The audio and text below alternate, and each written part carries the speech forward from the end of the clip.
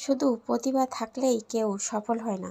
প্রতিভা হলো বীজের মতো, কিছু যত্ন, সময় আর পরিশ্রম ছাড়া সেই বীজ কখনো গাছ হয়ে ফল দেয় না।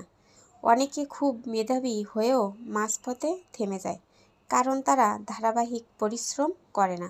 আবার অনেক সাধারণ মানুষও অসাধারণ সাফল্য পায়, কারণ তারা থামে না, চেষ্টা চালিয়ে যায়। পার্থক্যটা শুধু এখানেই। প্রতিভা আপনাকে শুরু করার সাহস দেয়, কিন্তু পরিশ্রম আপনাকে শেষ পর্যন্ত পৌঁছে দেয়। আপনি যদি সত্যিই নিজের সামর্থ্যকে প্রমাণ করতে চান, তাহলে অজুহাত নয়, অভ্যাস গড়ে তুলুন। প্রতিদিন একটু করে উন্নতি করুন। নিজের দুর্বলতা নিয়ে প্রতিদিন কাজ করুন।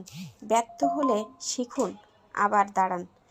মনে রাখবেন, প্রতিভা আল্লাহর দান, কিন্তু সেটাকে সাফল্যে রূপ দেয়া আপনার দায়িত্ব। ঘাম ছাড়া কোনো স্বপ্ন বাস্তবায়ন হয় না। তাই প্রতিভাকে কাজে লাগান এবং নিয়মিত পরিশ্রম করুন।